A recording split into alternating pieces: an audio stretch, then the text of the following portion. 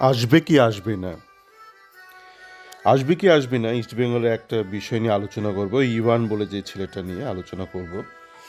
কেননা আজকে দেখলাম সংবাদ প্রতিদিনে ওনাদের যে দুলালবাবু আছেন উনি একটা আর্টিকেল লিখেছেন, যেখানে উনি লিখেছেন যে রশিদের সই হয়ে গেছে এবং ইভান হয়তো আসতে পারে। তার কারণ ইভানের একটা বোধহয় পরিবারের তরফ থেকে একটা পুশব্যাক ছিল, একটা বাধা ছিল, সেটা বোধহয় ইভান অনেকটা অতিক্রম করেছে। আপনারা দেখে নিতে পারেন আর্টিকেলটাতে কী লিখেছে। তো সেই প্রসঙ্গে একটু আলোচনা করব। দেখুন, আমরা যখন জানতে পারলাম যে ইভান আসবে না, তো তখন আমি দুটো অডিও নোট করেছিলাম। প্রথমটা ছিল সে তো এলো না, আর তারপরেরটা ছিল সেখানে একটু বিশদভাবে আমি কী কী কারণে একটা প্লেয়ার নাও আসতে পারে বা ইভান নাও আসতে পারে সেটা। অডিও নোটটার নাম ছিল জীবন মাছের বাজার না। তো দেখুন, জীবন মাছের বাজার নাতে আমি বিভিন্ন কারণ লিখেছিলাম, যার মধ্যে একটা বলেছিলাম রাতে, সেখানে একটা কারণ ছিল হচ্ছে পারিবারিক একটা বাধা। এখন বিভিন্ন কারণে পরিবার থেকে বাধা আসতেই পারে। একটা ব্যাপার আপনাদের মনে রাখতে হবে, আপনারা এই মুহূর্তে যখন রয়েছেন, কিছুদিন আগে আমাদের পড়শি দেশের সাথে একটা সমস্যা কিন্তু হয়ে গেছে এবং পারসেপশন, যে একটা ডিজিটাল পারসেপশন আজকের দিনে আপনারা দেখেছিলেন একদিন একটা সন্ধেবেলা ভারতের একাধিক সংবাদ মাধ্যম, ডিজিটাল মিডিয়া, টিভি চ্যানেলগুলো একটা দু দেশের মধ্যে একটা বিশাল একটা সংঘর্ষ কিন্তু তৈরি করে দিয়েছিল, একটা কাল্পনিক সংঘর্ষ। পরদিন অবশ্য আমরা সবাই জানতে পারি যে সেরকম কিছুই ঘটেনি। কিন্তু ঘটনা হচ্ছে এই যে কাল্পনিক একটা সংঘর্ষ, এই এই চিত্রটা, এই পারসেপশনটা কিন্তু সারা বিশ্বে ছড়িয়ে পড়ে। আমার মনে আছে আমি তখন কর্মসূত্রে দক্ষিণ কোরিয়াতে রয়েছি। তো সেরকম দক্ষিণ কোরিয়ার ওদের যে পড়শি যেই উত্তর কোরিয়া আছে, ওদের সাথে মাঝে মধ্যে টুকটাক হয়, খুব সীমিতভাবে হয়, বা হয়ও না। অনেক সময় কী হয়, মানে দুপক্ষই একটা সামরিক একটা প্রস্তুতি নেয়, সেইটা একটা খবর হয়ে যায়, সেইটা নিয়ে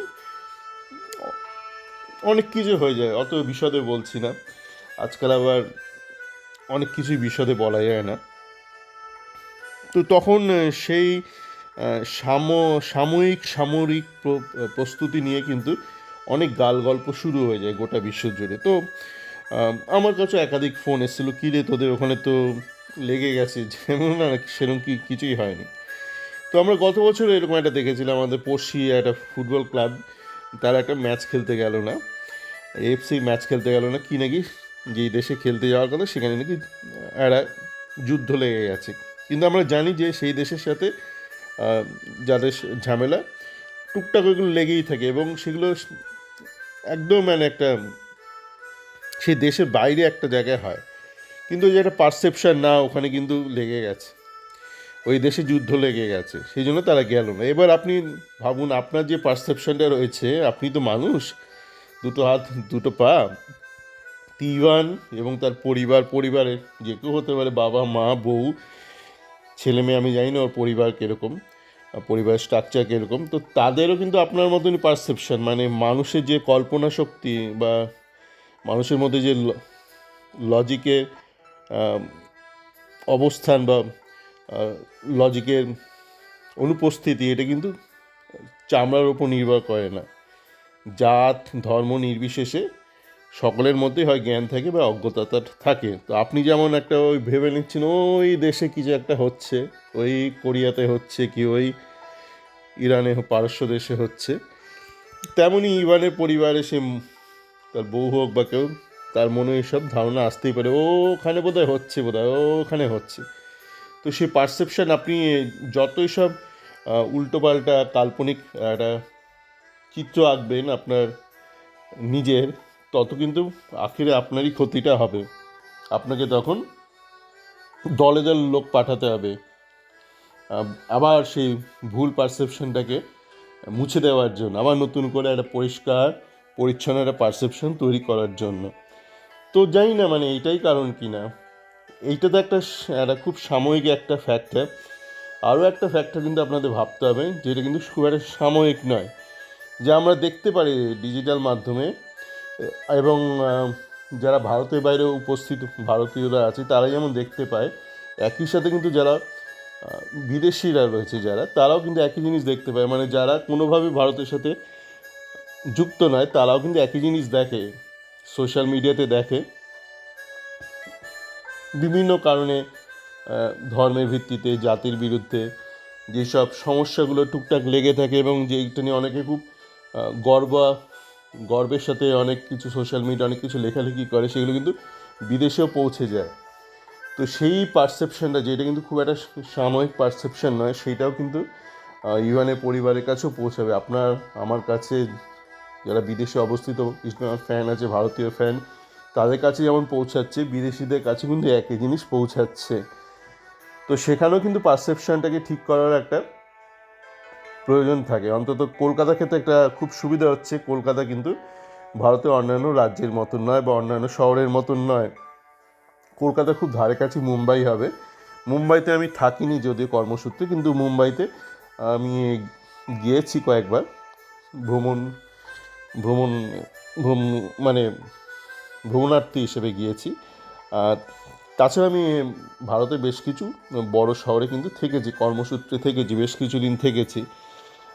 সুতরাং এইটুকু আমি জানি যে ভারতের বিভিন্ন শহরে কিন্তু বিদেশিরা অনেকে নাই থাকতে চাইতে পারে, মানে আমি নিজে ভারতীয় হয়েই থাকতে চাইবো না। আমি যদি কলকাতায় বড় হয়ে থাকি তো আমি কিন্তু ভারতের অনেক রাজ্যেই থাকতে চাইবো না, অনেক শহরেই থাকতে চাইবো না, বিভিন্ন কারণ আছে। তো সেই কারণগুলো একটা ভারতের ক্ষেত্রে, একটা বঙ্গবাসীর ক্ষেত্রে যেমন প্রযোজ্য, সেগুলো কিন্তু একজন বিদেশির কাছে প্রযোজ্য, এবং সেগুলো আরও বেশিভাবেই প্রযোজ্য।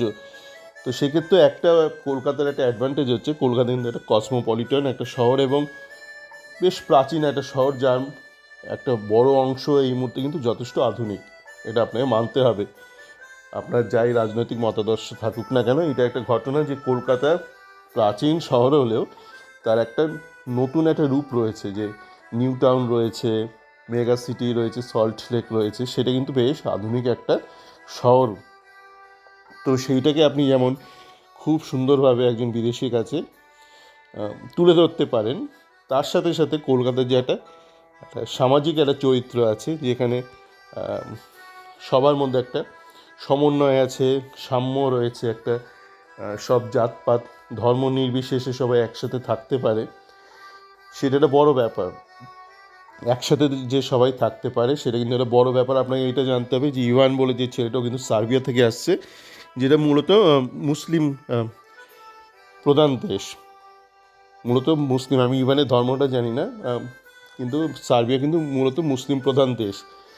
তো তাদের কাছে কিন্তু এইসব ব্যাপারগুলো খুব গুরুত্বপূর্ণ, যে সমস্ত ধর্মের মানুষ সেখানে শান্তিতে থাকতে পারে কিনা, যেটা কলকাতার ক্ষেত্রে ভীষণভাবে সত্যি।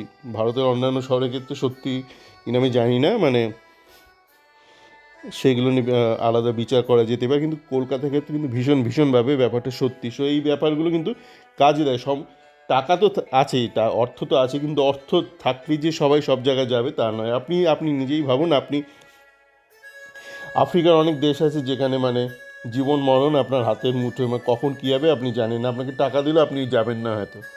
আপনি নিজের দৃষ্টিভঙ্গি থেকেই ভাবুন, আপনি যদি বিদেশে থাকেন, ধরুন আপনি ওয়েল সেটেল, আপনি ইউএসএতে বা ইউরোপের কোনো একটা দেশে ওয়েল সেটেলড, আপনি এই মুহূর্তে যা অর্থ উপার্জন করছেন তার থেকে 2 টাকা কেউ বেশি দিলেও হয়তো আপনি দেশে যাবেন না, ভারতে যাবেন না, যদি না কোনো একটা বিশাল কোনো একটা সমস্যার মধ্যে পড়েন।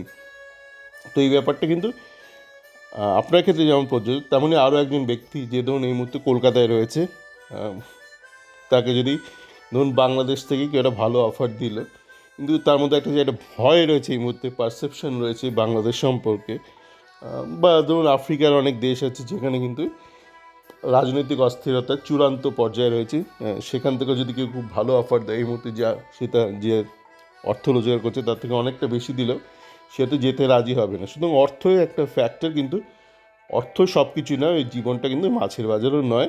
তো এই ব্যাপারগুলো একটা সমস্যা, এবং সেই ব্যাপারে কলকাতার একটা অ্যাডভান্টেজ আছে, কলকাতাকে বিদেশিদের কাছে মানে গ্রহণযোগ্যতা প্রমাণ করাটা যথেষ্ট সহজ, মানে ভারতের বাকি রাজ্যের বাকি শহরের তুলনায়। তো সকলে ভালো থাকবেন, দেখা যাক এই ইউয়ান আসে কি না, না আসাটা আসাটা খুব একটা অসম্ভব নয় এই মুহূর্তে আমাদের যা মনে হচ্ছে। দেখা যাক, সকলে ভালো থাকবেন।